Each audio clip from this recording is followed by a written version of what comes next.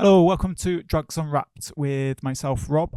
Today I'm delighted to be joined by Cath, who is an engagement worker with Gwent N-Gage Young Person Service, and also Angharad, who is the Choices team leader for the Young Person Service in Swansea. Welcome both. How are we? Yeah, good, thanks. Yeah, all good, thank you. Fab. So in terms of today's topic is essentially, should we talk to kids about drugs? So obviously you both work with young people. Before we actually get into the crux, obviously what we do in terms of working with young people and obviously some of the service provision that we provide, we're all parents, all three of us. So I kind of wanted the first question to ask really from a parental perspective, putting our kind of profession to the side, is essentially, why is drugs, substance use, I guess even alcohol use, why is it often a tricky subject for parents and caregivers? Because for me, my kids are 4 and less than a year, so I haven't had that discussion with them yet. But what about yourselves? Have you kind of had those discussions in terms of with your kids around drugs? How did it go? Like, what was your kind of way about it? Cath, if we come to you first. Yeah, so I suppose from a parental kind of point of view, I think that it can be really scary, especially from someone who doesn't know around, if they didn't know their background around drugs and alcohol like ourselves, just because like their education around drugs and alcohol would have been when they were in school, and is that any sort of education that they're having now in schools? We're talking earlier about the Leah Betts videos, that sort of scaremongering sort of stuff, or even the just not knowing at all. And it can be quite scary then to have to chat to young people when they don't actually know what's current in the area now that they're living in, what sort of drugs are around. Back then it might have just been cannabis, whereas now it might be a completely different drug and they don't know anything about it, so it can be really scary for them. They can also be stuff about like their own experiences with drugs. So there might be that sort of that guilt or that shame as well, of like them having to speak to their own children about drugs, where they think, oh, well, I used to use drugs, and it might be that sort of thing that they used to do all the time, but they don't want their kids to be doing that. It could be quite scary in a sense, kind of, they're being honest. They don't want to be honest. I guess that could be quite a scary thing, being quite that brutally honest with your own family, your own children, I guess, when potentially... And they may not have admitted it to anyone previous either, though, and feeling, do I say that I used to do it? Do I not say I used to do it? So what happens when they find out maybe later on in life? Yeah, exactly. Well, you didn't tell me that. And that's the stories come out then, isn't it? When you're at like parties or so, your mum used to do this, and you're like that going, no, I didn't. But yeah. I think that comes with, sometimes the challenge could be where they're setting their boundaries as well, though. So are they, are parents sometimes a little bit more strict in a zero tolerance opinion when it comes to talking about drugs because they've experimented with it? Maybe their experience wasn't pleasant. So they don't want to expose their children to that, and a little bit confused on the boundaries that they set then. Do they want to expose them to the information and the knowledge, or do they want to be truthful in, accessing the accurate and the right information maybe? Yeah. And I guess we all know that harm reduction is like key. Pivotal, and even so we're talking with like children and young people, as part and parcel of it, isn't it? But I guess maybe from a parental perspective, even I, personally thinking about when my kids are growing up, having that harm reduction, I think that's going to be a challenge for me, even though I know that that's like the way forward, but to like have that, like, if you are going to use this or that, think about these things. Whereas I guess just general population, I guess there's still that narrative to a degree, isn't it? Just in terms of whether it's mainstream media or stuff like that drugs are bad. And, I guess a lot of parents then are like, well, don't do drugs. If you do drugs, then the worst is going to happen to you and stuff. So I kind of get maybe why it's a very tricky subject. But like, other high risk behaviors, like we were talking about off air, in terms of like some of us didn't have those conversations with our parents, whether it be about drugs, whether it be about sex or whatever. Yeah. So, you know, but yeah, those other high risk kind of behaviors, I guess parents know that their children will do those. Sex being a prime example, Yeah. you know, that it will happen. But I think it can be, you know, you need to look at it in the context of sort of a generation thing as well. So even if I look at when my mum was a teenager, so if you're looking at my nan parenting, the exposure for substances wasn't really there then. No. You know, you're talking of alcohol, you're talking of tobacco, but I know if I spoke to my nan now, for instance, and said, oh, did you talk to mum about Class A substances?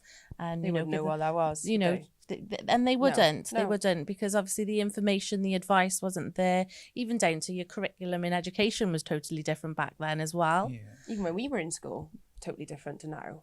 You know, it's the curriculum. And I think that factors in then, you know, that natural fear of, should I talk to my kids about drugs? Because essentially if they haven't been spoken to about drugs, then they may not have the right information. So how do they even start that conversation?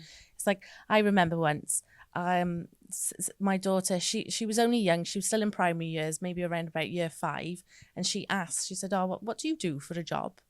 And I always say, you know, I help people.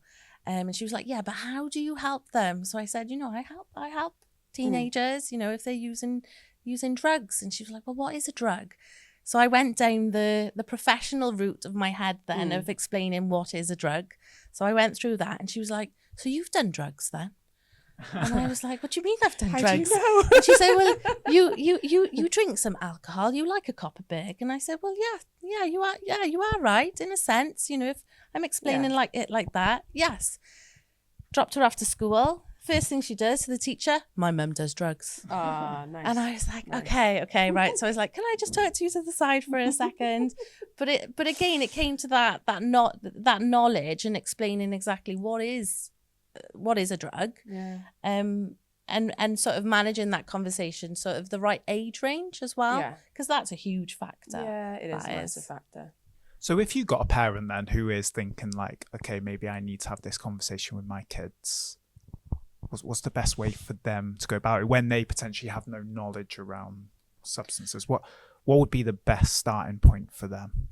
I personally would say do some research first. Don't go in completely blind, because you may naturally have some questions that you might not know the answer to. I think honesty to questions is important as well. So maybe if you don't fully know the answer, say, do you know what, I don't know, I can't answer you at the moment, but can we find out together? You know, can we research this together? And making it feel like a non-judgmental sort of situation as well. So they're not going to be judged. Like, let's have an open conversation. Like, you know, we're not going to tell you off if you know, like, they think that if they're going to say the word cannabis or they know a specific name of a drug, they're going to be like, oh, well, how do you know? And then there's that sort of attack then. And they don't want to feel like that, or they don't feel comfortable then, would they? In having further conversations, you just want to make it a bit more that subject just approachable for them to come and speak to you about. Like I've got that sort of, I got the drugs box with me at all times, so my kids have seen that. Like, do you crack it open at the dinner table, Cath? Do you know what though? I've had friends. I've gone and done it at a meal with friends because their parents. And they were like, can you just bring the drugs box out with you tonight? And like all your bits and pieces, because I don't know anything. And I just want to be, my kids are going into comp now, or my kids are like, you know, at the end of juniors. I just want to know a little bit more. But yeah, love it. Honestly, I'll do it. I'll just literally talk to people about it all the time. And I'll have them saying, oh, will you just come in and speak to the, like we'll have a group of kids and stuff, like, you know, friendship groups and stuff. And they'd be like, oh, I'd love to just have a little chat with our like little group of friends, like their kids and stuff, just to show them what it all looks like. And, you know, and my kids know what it all looks like. And they're like, oh yeah, I've seen that, Mum. I've seen a vape on the floor. And I'm just like, ooh, well done. That's a drug, isn't it? So they know, and this is obviously a few years ago when I was talking to them, but I've been quite open with them. And like I said, I have got that sort of, the drugs box there, like, to show, and not everyone's got that sort of things, but they can access all those pictures online. You know, you've got Talk to Frank, you've got things like that are accessible for anyone. We've got all our web pages for our drug services, you know, and everything is accessible for a parent to help their young people and just make it a bit more enjoyable to talk about, Right, not yeah. it be like, sit here, we're going to be talking about this now, and making it like a stern sort of conversation. You want it to be like, you know, people call me the drugs lady. My friends' kids call me the drugs lady. Yeah. And I don't care. As long as you know what I do and who I am, I don't care what you call me. But, you know, the drugs lady's fine. My name is Cath, but you know, I think you do know that. But, you know, it's that sort of being fun about, like, you know, fun, but, you know, not being that stern parent and being telling them off if they know a bit too much. Because kids research, they go online, they watch YouTube, they watch TikTok Especially and now things, compared to yeah. when we were. Yeah. totally. I mean, didn't even have a phone, so you know, I could only send an emoji on mine. I couldn't That take. was posh. No, Wow, could you? yeah, I could. There was a phone that sent emojis. Like it had an actual button for an emoji. Do you remember when you used to have to pay for ringtones? Yeah. Yes. And I used to have to go Yeah. to text. Yeah, that's what it was like when we was younger. sharing songs as well via Bluetooth. That was Yeah. another one, wasn't it? Yeah. Yeah. It has changed, and everything has changed, hasn't it? You know, having the latest phone, having all this, and everyone was just like, I just want a phone. Yeah. Can I just think- have a phone? I think Doesn't it's- matter what it was. Good for parents to start the conversation though, not be fearful in the sense of if they've done some research, being open with their children. And do you know what? I was having a look at the effects of this drug today. Did you know anything about this? You know, has your friends mentioned anything like that? You know, and it may very well be they haven't been exposed to anything, but then sometimes you've kind of opened a door for them in the sense of, actually, I can talk to my mum now. She's just mentioned a drug that my friend might have been dabbling in. You know, very much like you. Yeah, like- With my daughter, I tend to be the point of contact for all her friends. You know, they all come And I to me don't and talk mind about that. sex. They talk to me about drugs and relationships, which know is it's great. confidential as well. I'm not going to go to their parent and be like, oh, so-and-so No. come up to me yesterday and was asking me about this, because that's that relationship between us as a worker and a young person is different to a parent in a sense. But there's, as long as they can speak to someone, and my friends are like, as long as they speak to you, I don't mind. Yeah. And obviously I'll speak to them as well, but if they come and speak to you and stuff like that, at least I know they're getting the support and the up-to-date information, and they think they honestly, like, parents and stuff that I speak to, they think it's great that we go into the schools and we speak to the kids and stuff. You know, that's how it should be. I think sometimes as well, though, you know, depending on how much a parent wants to share with their child in the sense of their own experience, Yeah. sometimes it can come across as a real way of building another type of relationship. Because I imagine, you know, Well, if you're not that person I think you are. yeah, You're not you know, if you're a parent stern- in this in this workplace setting, and then all of a sudden you're around the dinner table and say, well, yeah, I tried magic mushrooms before. I imagine some kids are going to be like, what? No know. way. And, you know, it's opening up even more Yeah. conversations then about Yeah, it is. what that was like and how that even happened, and even how if they- times have changed. Or even if they know someone who has, that opens up the conversation. You don't even have to disclose if you've taken it. You might not have taken it, but you might not have. Your mate might have been the person who takes magic mushrooms, and you'd be like, "Well, he used to be like this, used to be like that," and still the kids would be like, "Wow, I didn't know that you hung around with someone who, you know," because you don't actually have to disclose that you've done anything. You know, if you have, Just my mate. yeah, My mate. You someone know. I So know. it's my mate. Someone I know. Someone I know, yeah. Don't name names. So Because realistically, they might actually know him as well, though. Yes, yeah. yeah. If you're still friends. So. Absolutely. So, Angharad, what is the risk then of not talking about substance use to kids? So if you do, because I'm still aware of schools, for example, that have a significant lack of education around substance use. They may just have like that one lesson throughout their whole kind of like academic kind of school life. Maybe their parents then don't talk to them, you know. So what is the risk of not going and talking to kids, to young people about substance use? I think the biggest risk there is information, and it's the lack of the right information. That, you know, very much we spoke about, you know, teenagers can access pretty much anything online these days. Just because they can access it doesn't mean it's the right information. When you look at all your different platforms out there definitely. and how much you can give advice and sort of talk amongst peers, you're taking a bit of a risk on whether that's accurate and right information. But again, it comes down to scare tactics. You know, we don't use scare tactics, and very much, in my opinion, scare tactics don't work.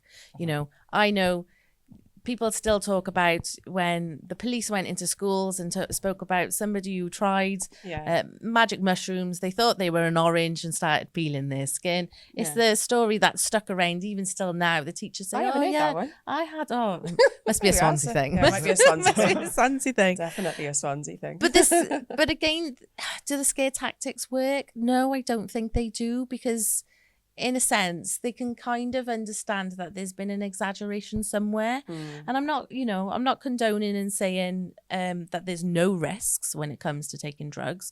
That's absolutely not what I'm saying. But I think young people appreciate that honesty, in the sense of, I'm telling you the truth. And whether you're experimenting with drugs now or not, if you ever choose to, at least you know consequences as well. Yeah, and you know the information that comes with that, and you know what to do if something did go wrong. Yeah. But it can also be like glamorized as well, though, can't it? You know, an inaccurate information then given from the peers, because everyone's going to have different experiences as well. Like, you know, we can all be sat here drinking exactly the same amount of alcohol, for just the example of alcohol, the same type of alcohol, and we'd all be different, wouldn't we? And I drill that into the kids, you know, you'll all have different experiences. So you'll have one kid then saying, well, I took it and I was fine. And that's all they'll take from that, won't they? They'll take the fact that, like, that person has taken it, they were fine.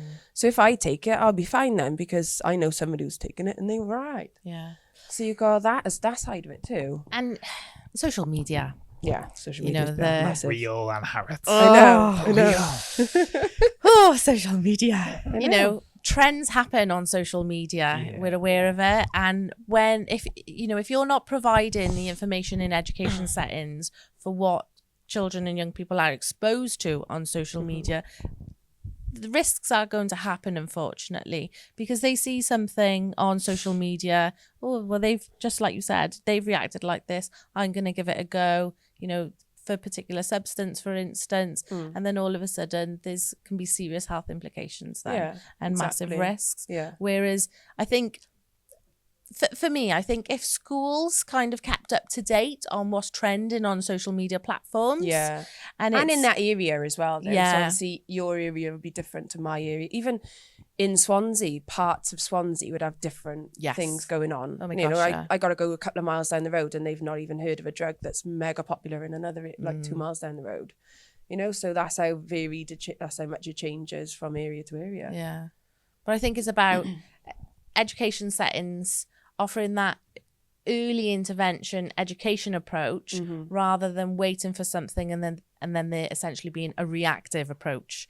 You know, don't wait for something to happen. Let's educate them beforehand. And not talking about it doesn't prevent, prevent them from using it.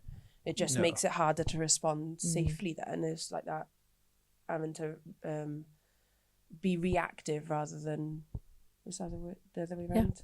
Being reactive rather than being, what's the word? Proactive. I can't remember my mind completely. And that's what it is like we're in schools though as well. A lot of schools will get us in because something's happened rather than that like early prevention or that early sort of education. Something's happened in school. Oh my God, we need someone in to come and have a chat with our young people because we don't want this happening again. Well, just if you maybe had that chat or if they had that information beforehand, it may not have happened, but it may still, but as long as they're all getting the information pre it rather than post it. Yeah. Yeah. You know, and I think that's where we're going. That's where it was. In my area, it's not as bad as it was, because we are in a lot of the schools and stuff, and the kids know who we are and what we do. But a lot of the schools still won't have us in because they don't have drugs in their school. They don't have a drug problem. They don't have a drug problem in their school. Do you know for education then? Do schools still get people with lived experience to come in and share their story? Because I remember when I was a kid, I think I had one where we all went into the main hall, and like it must have been the whole school. Obviously, it probably feels like the whole 20 school, odd to be years honest. ago, do you know? But like you had then a bloke who then stood up and talked about how he used heroin for 20 years, and I was there as like a 13-year-old going like, well, this doesn't resonate with me, because like, do you know, what is heroin? And then maybe I had one PSE lesson, and that was it. Do schools still go down that route of getting somebody in to stand up in front of the whole school and say how they've used? Not in our area. I've not heard of people doing it. I mean, they may have come in. There was I think in one of the schools, a guy came in and started some. It was more singing songs about something and things like that, and the kids were like laughing about it rather than actually taking any information in. I may not have even been around drugs, but I just remember it was like them getting someone in, educating them about something, and he was doing it through song. And the kids are at that age where they're just like laughing, they're like sniggering, and I'm just like, they're not taking. And I was like, what's going on here? But no, I've not. I think it should happen though. I think maybe not as like a heroin user, but you know, the county line side of it. You know, the things that are actually happening now, more so than, you know, that sort of generation.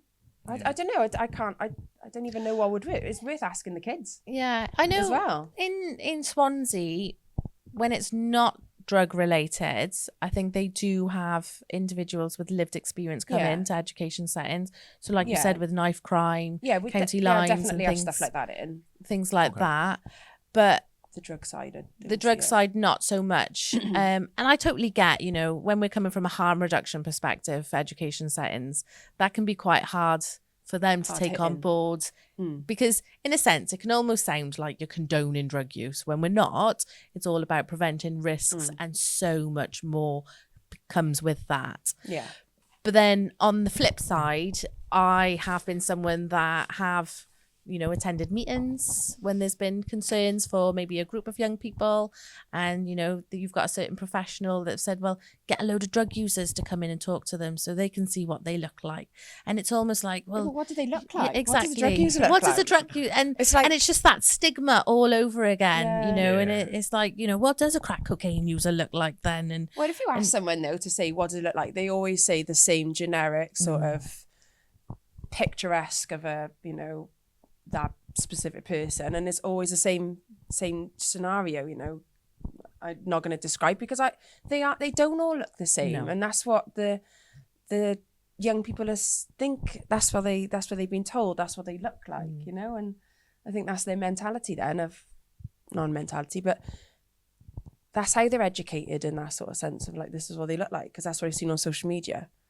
You know, they look like a lot of them that they see on social media that are using substances potentially homeless, you know, and that's what they'll see, because that's what people will post. They want people to have a reaction, so they'll show them things that are hard hitting to them, not their mate or someone who's you know, a professional who's just on their way to work. Is those the other side of it that they'll show. And again, it's that scare tactic of using examples of maybe people who are dependent on drugs. You know, when somebody experiments with a substance, doesn't mean they're going to become dependent. You know, not everybody has the same journey when it comes to drug use. And I think sometimes when you do look at that that stigmatizing sense of how people look that use drugs, it can have that knock-on effect for the future if they do ever have or develop unhealthy relationship with drugs.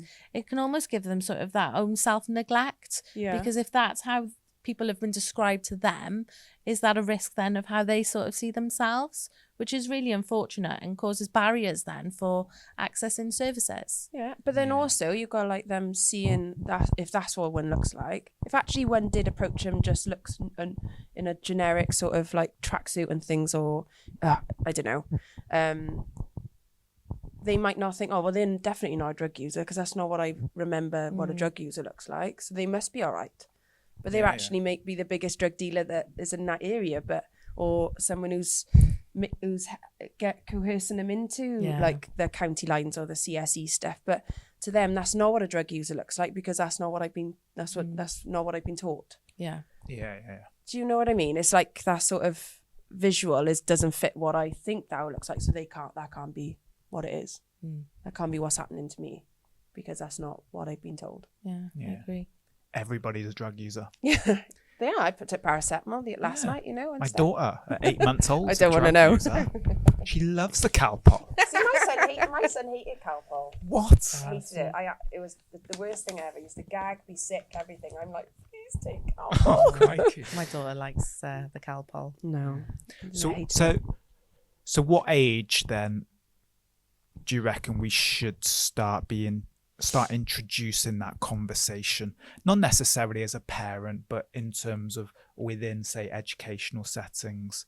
So obviously for you guys, you predominantly go in terms of, whether it's yourself or your teams go predominantly into secondary schools. Yeah. Are we doing primary schools as well? Because I remember kind of like doing, I used to be a young person's worker and used to go into schools as well when I was a young person's worker, and, looking at research and such back then, different countries would start kind of drug education at the age of like 5, 6. Is that something is that too young?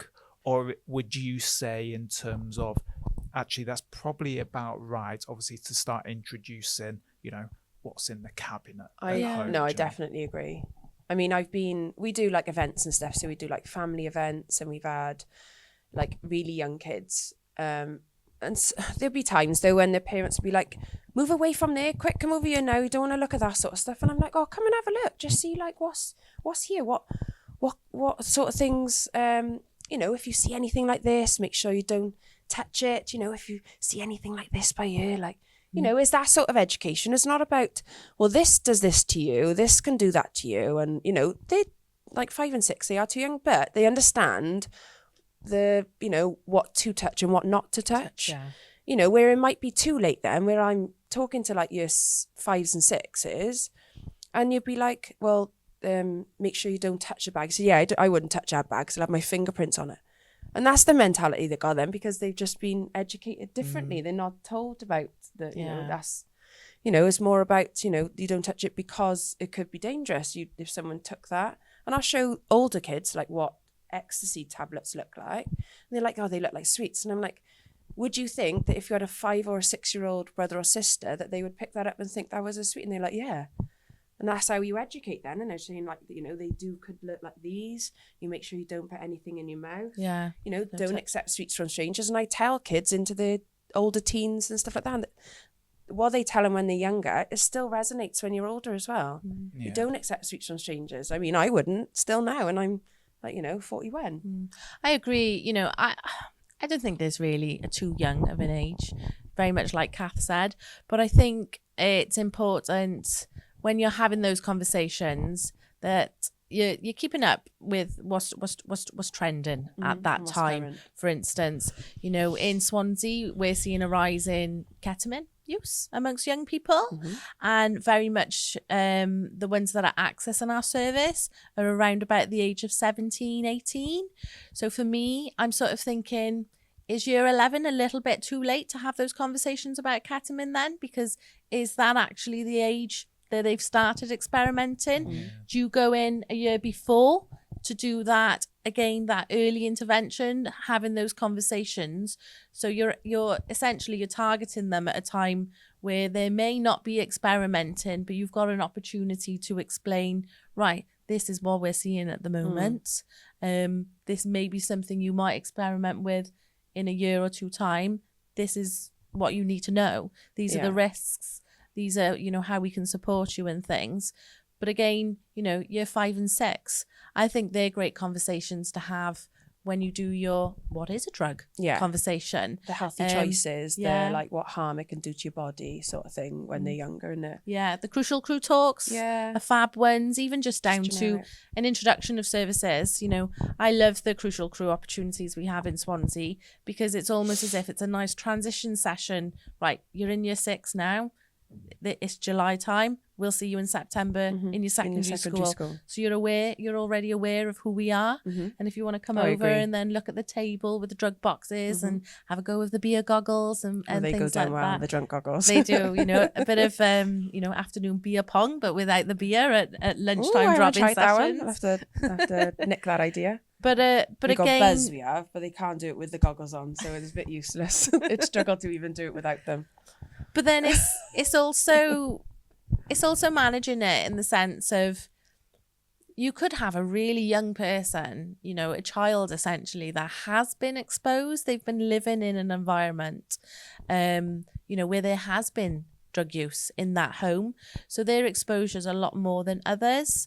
And there's been times in education settings, schools have asked us for primary years, rather than just targeting the one individual, could you educate the whole class so they're all aware of so the not risks, targeted the one. and it's very much it's even those conversations of basic first aid that comes with Yeah. it as well, what to do in an emergency. I don't think there's ever a too young conversation No, for that. and obviously you've got to think that even just on the telly programmes, when your parents are sat there watching EastEnders and Coronation, they're in the pubs. You know, they've all these sort of telly programmes have all got a bar. Every single one is set in a pub, realistically, and even whatever you're going to watch. So it's just the about heartbeats to the community. it is the heart, and it's the hub. Oh, we're going down the Vic. We're going. Do you know what I mean? It's that sort of, you know, and that's not what everyday life is like for people. No. But that's what they're seeing on the telly. So it's just about educating, just saying this isn't like, well, it's like all the time, but you know, and sometimes I think it's never too late though to speak to young people. It's just their sort of education will be a little bit different. Yeah. You know, it's like they've already been exposed to that sort of information, whether they've spoken to friends or whether it's to do with like, you know, on social media. But then you're reacting rather than preparing then, aren't you? And that's the main goal. And you want to start preparing them earlier rather than reacting when they get older and something happens, or they know something's happened to one of their mates and they may come and tell their mum and dad, you know, and then that sort of they're like, oh God, something's happened to one of their friends. But I think the exposure of things to children and young people are very different these days, in my opinion, because gone are the days of just watching, you know, channel 1 to channel 5, Yeah. you know, having breaks in between Yeah, TV adverts. programs. If you've got Netflix and things now, you haven't got the adverts. No. But then, so essentially you've got the exposure to maybe something of a higher age range. And age that they should be restrictions are watching. gone though. Yeah. I mean, my kids can watch Netflix if they went onto a parent's one, because there's no like, you haven't got to enter a code or anything like No. that to watch them. They could go and watch an over 18. How many kids I've spoken to in year 7 who've watched Breaking Bad? Yeah. It's ridiculous, It's and it's always an 18. Breaking Bad. It's always Breaking Bad, Yeah. though, isn't it? But they know, they've watched it, they've seen it, and I'm like, have you seen that? It's an 18. But like that sort of like, But it's even things like years ago, you couldn't have any swearing on TV until after No. 8, after 9 after 9, o'clock. then it was Whereas like that now, sort of you curfew, know, wasn't it? in certain, you know, films, there's a cheeky swear word in Oh. there now. You know, they've got a certain rule where they can put, you know, 1 or 2 swear words in before they've got to increase that age rating.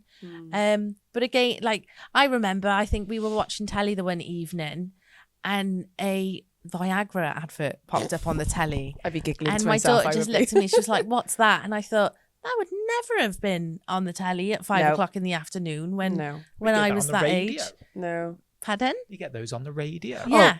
And that could be any time of the day when you're just driving to school and you're just there going, That's the best time to talk to kids though, in the car, because In you're the not car, actually yeah. looking at their faces. It's the best time ever to talk to young people is when But you're in the car. Again, it comes to that exposure, really. If you've got exposure to things like that, you know, the exposure to substances is a lot more there than it Yes, I used to agree.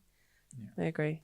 So obviously all of our services then, young person services, go into schools, and you guys obviously know different. Cath, if we come to you first then. So essentially when we go into schools and do drug education workshops, one, what do they look like? Because I assume you're not just going in, right, cannabis does this, cocaine does this, ketamine does that. I'm sure there's a lot more that goes on. Yeah. But also, what does, say, a session to a year 7, what's that, 11, 12 years old, what's a session to them look like compared to somebody who's in year 11? It's like 15, 16. I struggle with this only because I feel like year 7s now, from when I first started doing this like 8 years ago, year 7s hardly didn't really know a lot. Whereas now going into a year 7 session, they know as much as a year 11. And I can I'm like, do you know what fentanyl? Yeah, I know what fentanyl is. I've heard of that. But the year 11 say exactly the same. They both kind of know like similar information. But if I go into year 7, it's more about like what is a drug, that sort of generic sort of transition. Then year 6 to year 7, and what we were talking about earlier, the what is a drug, harm reduction, like how drugs become illegal, talking about like the law side of it. But then when we get to the year 11s, it'd be more about like the critical thinking, the more in-depth sort of information then, and they thrive on the sort of stories as well. So because they can resonate half the time, because they may have gone through that sort of situation already at their sort of ages, and relatable case studies, that sort of stuff. They but they do enjoy telling me stories as well, though. So it's more of a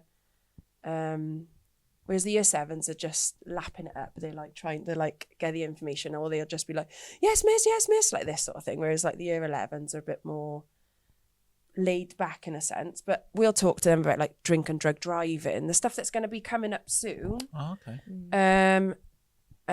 But I wouldn't talk about that with the year 7s, because that's not relevant to them now, and it would just go straight over their head, because if it's not relevant to them there and then, they're not going to listen. Whereas at the minute, though, we're taking our step away from doing whole year sort of group stuff, because we've got the toolkit put in place within Gwent.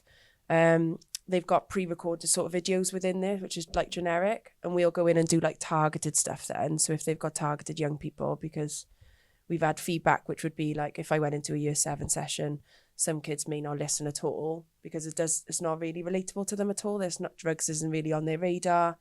But a generic thing will be fine for them. But if there's targeted ones where they've got concerns about, where potentially they are using substances, they're very vulnerable, then we would go in and do more of a targeted group. So it could be around, like, say, more intense sort of drug sort of generic stuff, or it could be solely on cannabis, because they use cannabis. Or it could solely be on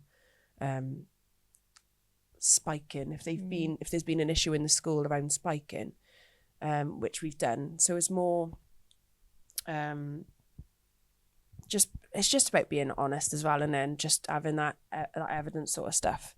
That's the sort of stuff that works, like the interactive sort of issues. But stuff that doesn't work within it, the sort of stuff would be, like you say, the scare tactics, which we've talked about throughout this whole thing. But like being really judgmental as well with the tone that we talk to them about stuff. You know, I can't even give an example for that, but just them feeling judged if they do actually come out with something that they want to disclose, and then, and like I say, just being that sort of friendly face. But they do vary, but not so much in a sense, because they do know a lot of information as a year 7, and it's scary how much they know compared to when I first started doing it to now. Do you find that, though, that year 7s have got more? Oh yeah, more idea of what's going on now than we've gone into year 5 before, and some of the things they say. Yeah, and exactly. Again, like I said earlier, it's that exposure. It's like, oh, do you actually know that, or have you been watching something? Yeah. And that's how you know that, for instance. But I think with the sessions in schools, I think time of year is a really important factor as well. Like we think it's really important to do alcohol sessions when GCSE results days are coming up, because they've got their parties afterwards, so it's like, right, proms, and alcohol is likely going to be involved. Let's do some alcohol poisoning awareness, again, some basic first aid, know what to do in an emergency. It's not necessarily, we wouldn't do something like that at the beginning of September, because there's less celebrations happening, so it's targeting certain times of the year. But again, keeping up with trends. Yeah. Very much like Cath said, we could have something going on in one area of Swansea and it'd be the complete opposite on the other side. Yeah. So the delivery of those sessions could be totally different. We could be talking about, solvents for a young age range on one side, and then not talking about it until year 10 on the other side, for instance, because it hasn't been an issue. Definitely. So what would you say resonates the best then with young people? Obviously, Cath's already kind of, well, you both alluded to, in terms of kind of interactive, the drugs box and stuff, like beer goggles. Are those the kind of things that you say that are the everyone learns differently, don't they, as well? We got to remember, obviously, our neurotypical is not writing on a board, you know, everyone read that sort of thing. It doesn't work. Like, you know, they get bored. I get bored. If I was sat there and someone was just like talking at me the whole time, I'd be like, oh.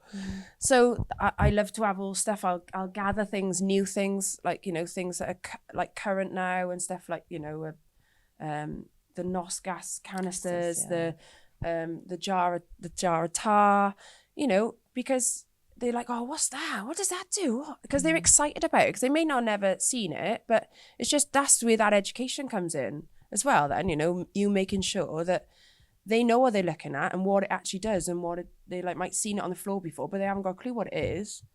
What if they picked that up and did something with it? Like, at least we can tell them pre-hand, you know, that is gas, that is this, that is that, you know. Oh, I'll have a look at this now. What do you think that one does? I think having interactive resources is paramount. Yeah, you know, for good engagement. Don't get me wrong, you're going to have some that are not paying attention. Yeah. Or want to steal them. They're thinking, you know, the Rizzlers always get stolen out of the drug boxes. My grinder went. But so I bought a golf ball grinder now. It looks like a golf ball, so no one really picks it up thinking it's an actual golf ball, but it's an actual grinder. I know. But I think that comes with, so you've got your workshops that take place in as sort of whole classes, sometimes as large school year assemblies. But then if you're looking at how interactive you are with sort of lunchtime drop-ins, you know, the young people notice, oh, you've bought the drug boxes again. There's only so many times you want to bring out those type of resources, and you've got to change it up a little bit. So it's something we do is, right, this drug is currently trending. We're going to you know, offer information about that drug during the drop-in session. Obviously, the young people can still ask about other drugs, but we're going to focus it on this, and then we'll have all interactive tools for that focus just on that. So I find the beginning of the year is really good for the drugs box as well, for drop-ins, because obviously you get the new year 7s in. You may not have seen them from year 6. So the new year 7s like really excited about like what it all is as well. So I always find that the drugs boxes at the beginning of the year are always a really good thing, and I'll take them in for a few weeks or a couple of months, and then I'll start doing a bit more generic then. I tell you, the other thing that is really good for showing young people is the young person's app that went live. Yes, the young person's app. And we've got it like a code that they can scan and stuff like that, which is really good for all our web pages and like the app and stuff like that. But even like interactive things, like you've got like Menti you can use in your workshops. It would, you know, I get schools, they're not supposed to have phones. A lot of them are not allowed to have them at all. So we struggle with that. You do see a massive engagement difference when you go to college then, when they are allowed their phones, and they're really interactive in those sessions, because essentially if you're asking the question and they can write the answer and they see it popping up on the screen, you know, they're looking out, they're seeing, oh, well, what's everyone else written first? And then adding, and it almost helps with their confidence in a sense, how you make sessions interactive. But I would say from year 7 right up to college, the beer goggles are always a great example, and how you make different interactive games with that. Definitely. You know, we did a huge community event in the city centre. We adapted Snakes and Ladders to be harm reduction snakes and ladders. So it was one of your huge outdoor snakes and ladders games, and it would be, you know, take 5 steps, and it'd be like, you mixed your drugs, go back 2 steps. So some of them were positive, some of them were negatives. So negative would go backwards, and then the positive would go move forwards. Yeah. And something like that, you think, oh, snakes and ladders, you know, is a 15-year-old really gonna engage? No, it's buzzing in it because they want to win. I'd be in that mental capacity of like, I'm really competitive, so I want to win. Prizes go a long way, whether that's a lollipop, a drumstick, a barod pen for them. It's like, go for it. You can have the barod pen. Definitely. And in school, they always need pen and pencils as well. So that's like, and we got a dice as well that you can write on, that you just roll. You know, Jenga that you can write the little cute. There's loads of things that we can do interactively that are like, you know, we haven't got to take a lot of resources for. But I think those sort of things really engage the young people as well, don't they? Yeah, you know, we've got a magic mushroom Jenga. There's certain stickers, there's certain mushrooms on some of the Jenga pieces. So if they pull that one out, then we ask a question, you know, it could be a true or false, it could be a myth or something. So again, you know, we're focusing that on a send me the particular... list of questions you ask. Well, it's good about sharing, isn't it? Like, you know, we are a really good service though at sharing our stuff though, aren't we? We've got resources that we used to have as our own, but it was a real struggle. So it's been really, really good over the last couple of years where we've been able to share all our resources around the whole of Wales. It's not just in Gwent or in Swansea. It's everyone's using each one. So we're kind of following similar pages as well then, and we say same information out there for the young people. Obviously areas do differ a little tiny bit more, but you know, we are covering the same sort of facts and stuff, which is really good. But the other thing with engaging young people, it's always good to ask them what works for you. Yeah. You know, we in a lot of our areas, we've got different youth participation groups. And I think even it's okay to take, right, do you know what? We've just developed this PSE session. What's your opinion on that? Yeah. Before we go live, genuine now, what is your opinion? We're targeting year 9. And if they say, Angharad, that's crap. That is awful. Rubbish. It's like, right, thank you. What needs changing then? Yeah. And I think that's really important to take in, because that's how you get the positive engagement. You've listened to them. Yeah. You've kept on track with what's appealing to them, and you adapt it. Yeah, because we've for got what like you're youth offering. ambassadors and stuff like that in a lot of our areas and things like that, which we do access, and they do give us amazing feedback for stuff, and they do help us with a lot of stuff, because they are young people at the end of the day, aren't they? Yeah. If we go into schools, we may only see that young person for half an hour, whereas we can actually tap onto these ambassadors and stuff that we've got within who are maybe still in with our service or have used our service previously, and they know exactly what's going on, which is really, really good. A really good resource for us. Yeah. Last couple of questions then. So I guess briefly, obviously we've talked about in terms obviously the work that you guys do. We've talked obviously about educational settings as well to a degree, but also, you know, the potential role of parents, you know, talking to their own kids.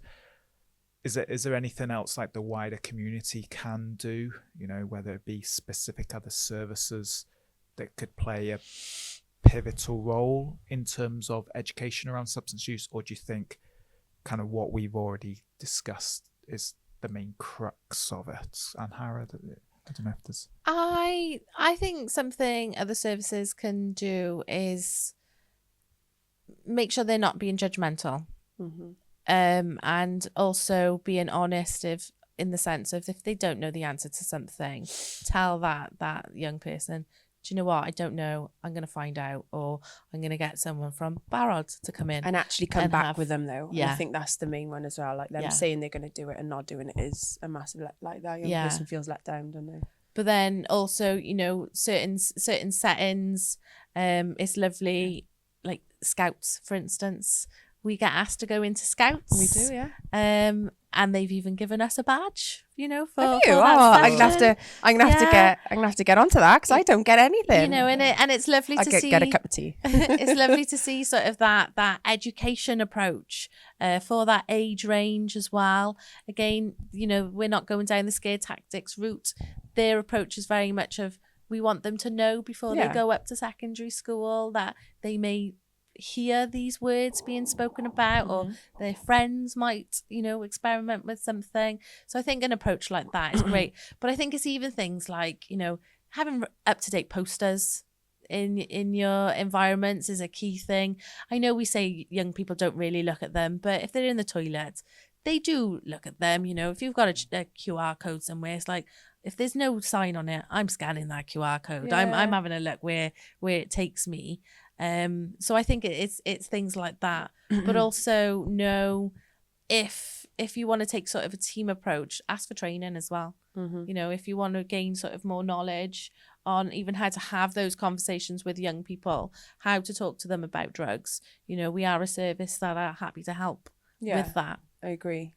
Definitely. I would you know, we've all got training providers within the service. Like we've got ones that offer training for anyone who works with young people in Gwent, and that's free training for any people. But I think like even like the youth services and stuff like that, they offer like offering that sort of safe place where they can go and not feel judged just having a conversation. Like health services are probably one of our bigger ones as well. Like making sure that they're up to date with the information and what's current now going on in the area, that they're thinking that could be a telltale sign of that drug that's been using. Because we've had there are issues going on where, you know, where a young person will present with, say, a water infection. They don't ask that question then of like, are you using ketamine? It's just like, it must be a water infection because they couldn't be using drugs. That sort of, you know, being open around that sort of questioning and being a bit more the early intervention of that person presenting to him. But then like the stuff with like maybe the police as well, we're getting a lot of like the collaboration with them, maybe the prevention and not the punishment. Do they still go in and do talks on drugs? So we've had issues where we've gone in and they were like, so, you know, they used to do like the round robin. We don't kind of go to them anymore, but they used to have the police in and us.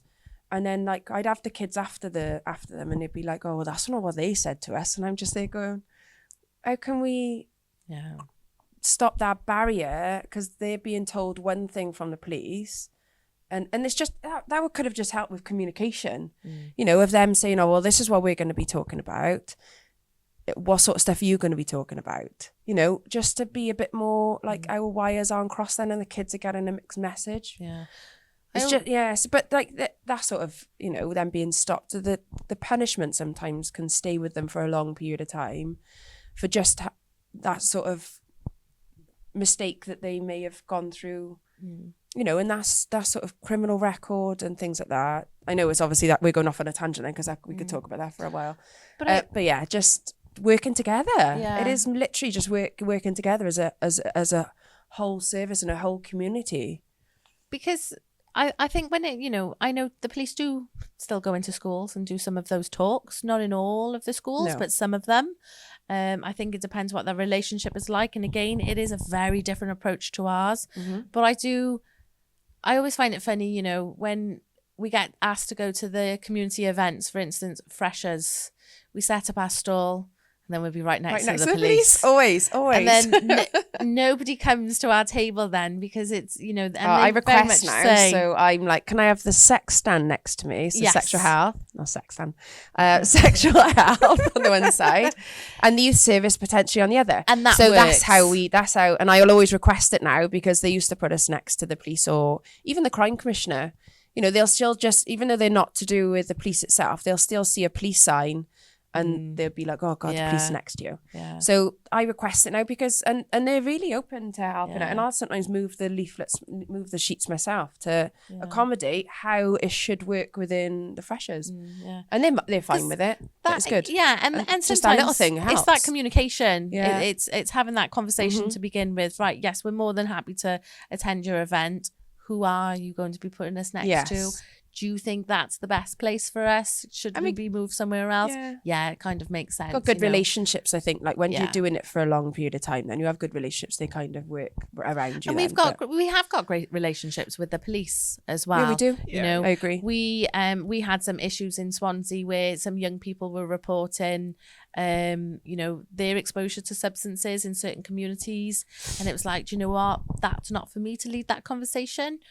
Do you know what? Let's get the police involved. Let's get the police to talk to you and let you know where there are safe spaces if you ever feel sort of vulnerable or at risk in a certain community and things like that. Most of the time they do want help as well. It's not about us and them and anything like that. We do work really well together. Yeah. It's just that communication sometimes can be a bit of a barrier. And if new people start not knowing, like, you know, that's when staff change, I think that with any company that it's kind of like puts a bit of a spanner in the works sometimes, but it's just about sharing the information. And if someone's gone, so-and-so's coming in, you know, and picking up. So we all know that young people can be quite innovative with their questions along their adolescent journey. To wrap up, any cracking questions, any usual questions you tend to get when you're delivering substance use kind of education in schools? Angharad, anything that sticks out for you?